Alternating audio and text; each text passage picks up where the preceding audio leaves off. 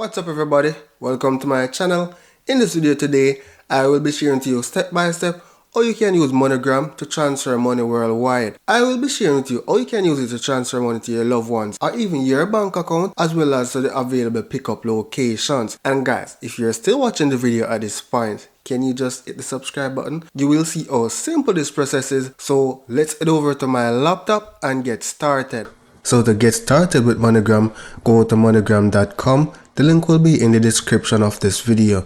Now you can download the mobile app and achieve the same result, right? The only thing right now, I'm just on a bigger screen, so you'll be able to do the same thing using the mobile app. So I'm assuming you don't have an account, so what you're going to do is select sign up and complete your registration information. Simple 1, 2, 3 process, right? I already have an account, so I'm going to sign in. So as you can see, once you're logged in on the main screen, it will show your transaction history if you do have any, right? Now in your case, you will not have any recipient, so what you can do is select add recipient, add their first and last name, right? From the drop down, you're going to specify the receiving country. So I'm just going to select Jamaica here. The phone number is optional and I'm going to save. So now in order to send money, you can select the recipient you want to send money by clicking on it and then select send money. Here you specify the amount that you want to send. Here you will check the estimated fees before you can continue. And it gives you an estimated time when the money will be deposited to the recipient account. So typically it will be done in 1 business day, right?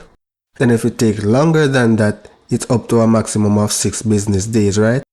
If it is not deposited, the money will be refunded back to your account. Here you have 3 payment options to choose from, and this will be dependent on the country which you are sending the money from. So if you're in the United States, you will be seeing a ton more options here.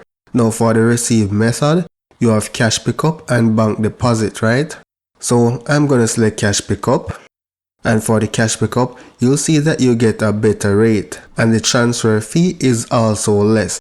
Now when you go bank deposit, the transfer fee is more and you get a lower exchange rate. However, with the cash pickup option, you know when individuals go to pick up money, sometimes they are being antagonized and sometimes they do not get the money, right? So it's a good option to go with the direct bank account. So I'm going to show you what it looks like to do the cash pickup, and then I'll be showing you what it looks like to do the direct bank account. So let's select next.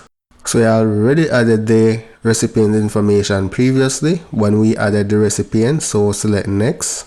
Here it's just showing my payment option. In your case, you'll be asked to add a new payment option. This is just my billing address. So once you select your payment option, you'll be able to proceed to the next screen. So the next step is to select review and send. Now on this page, if I submit the transaction, that will be it, and the individual can go to any pickup location with their ID and pick up the money, right? Now let's take a look at how you can transfer money to a bank account. So let's cancel this. Let's go back to send money. Let's select MoneyGram to go back to the main screen. Yes, I'm leaving. So I'm going to select the recipient again. I'm going to select send money. The amount that I want to send, estimate the fees, and here I'm going to ensure that I go with the direct to bank, right? And I'm going to select next. And this page, you're going to complete the receiver information. One of the main thing here is the branch code. Now this may vary depending on which country you're sending to. They may not need a branch code, but if they need something similar like that, then you go to branch code finder. My bad, it's not branch code finder, but it's bankcodefinder.com, right? Then from the bank code menu, select the country that you want to find the bank code for, and then you select Jamaica routing number finder or whatever it is in your country, right? So for example, here I'm going to search for NCB and get bank details. So it just gives me a short list of banks, which is not all of the banks. So once I spell it out and hit search, then I will see all the relevant bank branches. So once I select one of them and scroll down, I'll be able to find a branch code. So here it is a 5-digit number. So I'll just copy this and insert it here and then fill out all the information.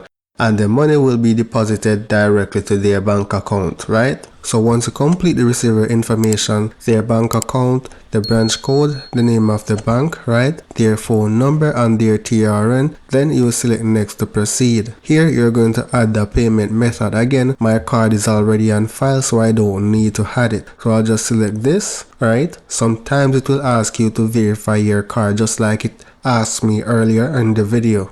Ensure your billing address is accurate and then select next. You can read this fraud protection here and then select review and send. So here's a summary of the transaction.